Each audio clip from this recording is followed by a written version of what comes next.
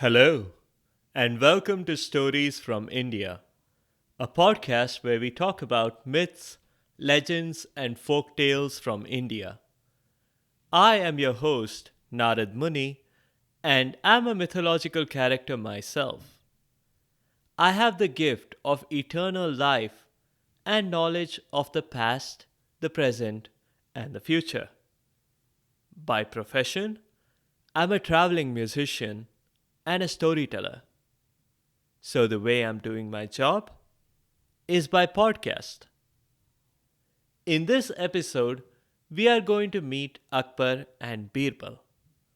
We have covered some stories in previous episodes. They're linked in the show notes. If you have not heard those, that's perfectly fine because these stories are all standalone. By way of context, Akbar was the emperor of most of medieval India. Though he had many ministers, he had only one go to guy, and that was Birbal. Birbal could be relied on to solve any problem, to give the wisest reply to the trickiest question, and to get anyone out of a sticky situation. Birbal was the equivalent of Jeeves to Akbar's Bertie Wooster, or Hermione to Harry Potter. Today, we'll see Birbal solve a couple of problems, but we'll see this from the perspective of his rivals at court. History remembers Akbar's courtiers as simply divided into two groups: Birbal and not Birbal. But there were a few other notables. We'll meet a couple of them: Abdul, the Minister for Sports, and Tansen, the Minister for Music. Tansen was a very famous personality in his own right, and we'll hear more stories of him in future episodes. Good morning, Abdul, said Tansen in a very musical voice. Did you have a good sporty weekend? Oh, rather, don't you know, my dear musical friend? I wasn't at all keen on getting back into the action. If I could, I'd give myself a red card to have more time off the court. Anyway, I wonder why we call it weekend instead of just Friday. The word weekend implies that we might have more than one non working day every week. But that aside, yep, I just did not want to come back. Tansen looked at him, sighed, and agreed. Neither did I. I would have preferred to continue working in my studio on my next album. Anyway, I wonder what question will be asked in old Akbar's pop quiz today. But I know exactly who will ace it. And speaking of the devil, Tansen's voice trailed off as the announcer began declaring the next person to enter the darbar, or court. Announcing his royal minister and three-time winner of the inaugural Birbal Award, Birbal himself. This segment was brought to you by Close Up, the empire's leading toothpaste. क्या आप close-up करते हैं? Tansen whispered to Abdul. I don't think much of Akbar's new advertisement policy. These advertisements are in poor taste and they're lyrically off. I'd be happy to lend them a tune or two if they want it to sound melodious. Birbal, who seemed to be in good humor, entered the court, smiling and waving at everyone. No one waved back. The more experienced courtiers grumbled, while the newer ones continued to quickly browse through their Cliff's notes of trivia, hoping to ace the emperor's questions today. Abdul and Tansen were the experienced hands at this game. That does not mean they were looking forward to it, as we have already heard. Finally, the announcer declared that Emperor Akbar was entering, followed by an ad for utterly butterly delicious Amul. That's when everyone put away their trivia notes and paid attention. Not for the Amul ad, for Akbar. Akbar went straight to his throne, sat down, and looked at his growing in pile, but didn't make any effort to read it. Court, I've been thinking. Here it comes, said Abdul. It's as easy to read as if he were bowling from a mile away. I've been thinking of a problem, Akbar continued. It bothered me all night and I couldn't sleep. He clapped his hands, and immediately an attendant brought forward a whiteboard and some markers. Akbar drew a line on the board, and then he announced, Make this shorter. Abdul spoke up. Certainly, Your Highness. Could someone pass me the eraser? Ah, Abdul, said the Emperor. There's a catch I forgot to mention. You can't touch that line. What if I cover it with some paper, Your Majesty? Interjected Tansin. Here, I have some sheet music handy. No, Tansin, said Akbar. You're really not making the line shorter. I want the line to be made shorter without anyone touching it or obscuring a part of it. A few other courtiers tried, but nothing seemed to satisfy the emperor. The Minister for Science suggested accelerating the whiteboard to near the speed of light, and that would contract its length. But no one seemed to understand what he was talking about, so they just dismissed him as a crackpot. The Minister for Standards suggested redefining the length of the standard meter. That would mean there would be a massive infrastructure overhaul across the empire just to adopt the new standard. But it would solve Akbar's problem. Said Akbar. Tempting, tempting. But let's table that for now and continue. The Minister for Magic pulled out his wand and suggested putting a spell on the line. But given that all of his attempts at magic had been completely ineffective so far, he wasn't even given a chance. Why do we even have a Minister for Magic? Abdul asked Tansin. Bad choice by the Emperor. That's a no ball in my book.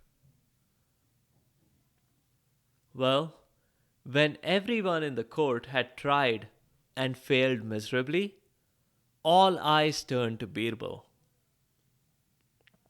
Why are all of you looking at me that way? Asked Birbal. Don't expect me to solve this. Akbar asked, maybe even with a glimmer of hope. Really, Birbal? You don't have an answer? The spirits of the court were generally lifting. Here was a problem that was too hard for Birbal. But then, Birbal had to spoil it all by saying, no, he had only been kidding. Of course he knew how to make the line shorter without touching it. Given these were pre-COVID times, Birbal had no hesitation in picking up the whiteboard marker that others had handled. He walked up to the board, and next to the original line, he simply drew a new, longer line. That satisfied Akbar's requirement in every way. The line itself was not touched, but it had become shorter by comparison. Akbar was enthusiastic. Yes, this answer satisfied his arbitrary criteria. But, like a true leader, he did not point out to the rest of the court that Birbal had yet again got the better of them. He did not need to. Abdul, on the sidelines, asked, I say, Tansen, old chap, this is quite unsportsmanlike behavior. This Birbal is way ahead. We need something like the offside rule here. How about you and me team up and talk to the old man himself? That resonated with Tansen. Our thoughts are in harmony, he said. Birbal gets all the praise all the time. It's not like we aren't remarkable. I mean, I made it rain just by singing. You'd think I'd get some credit for saving the empire from the drought last year. So he agreed to team up with Abdul, and the two took their grievance to the emperor himself. Not right then, with hundreds of courtiers around, but in a more private setting. After listening to them, Akbar summed it up. So, you both think Birbal may be getting an unfair advantage in running administrative affairs just because he is able to answer some completely academic and impractical questions? That's a fair point. Let me call Birbal over. And he did. Birbal arrived promptly, accompanied by an advertisement for Pepsi.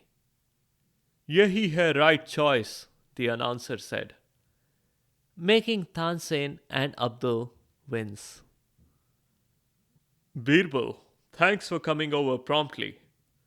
I need all three of you to do something for me. As it so happens, I have received news of three separate caravans leading out of the capital. I want each of you to find out how many bullock carts there are in your caravan. Tansen, you take the one heading west. Birbal, you take the one going east. And Abdul, the one going south. Report back here immediately.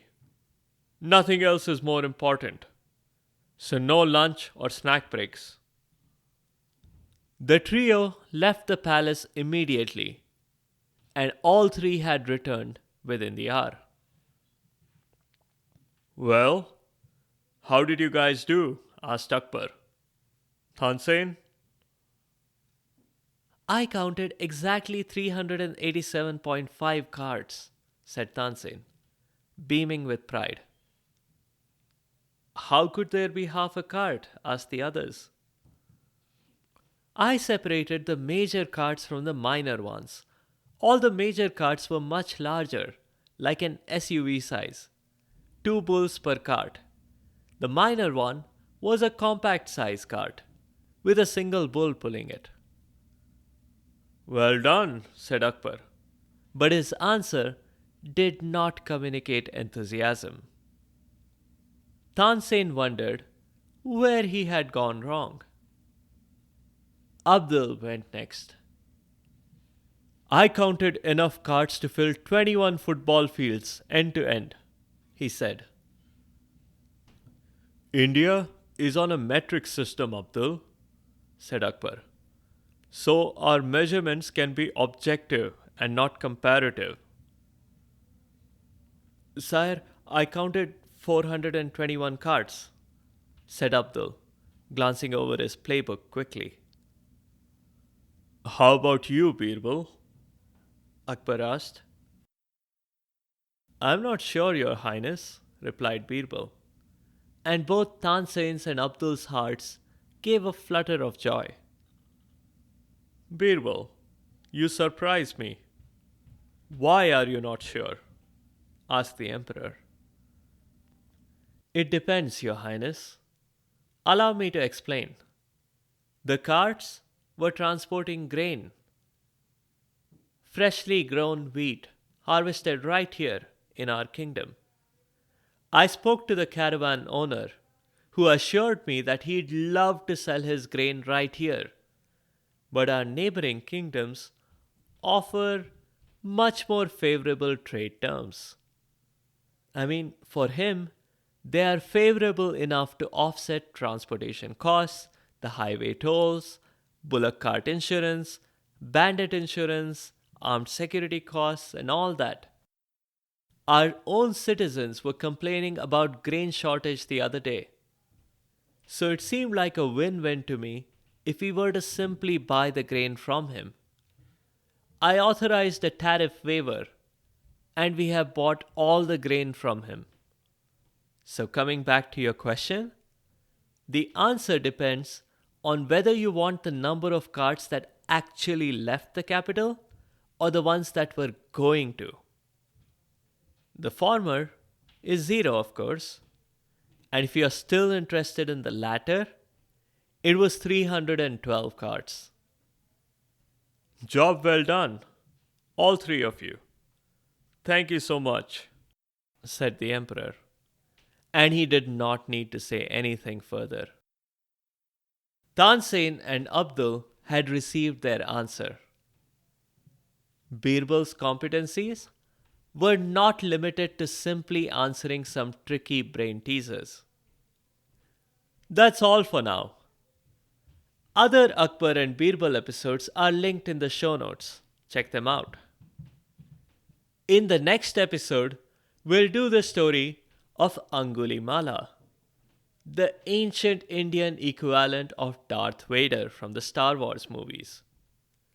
He was a promising student at university before going over to the dark side. Eventually, he came back to the light when he met the Buddha.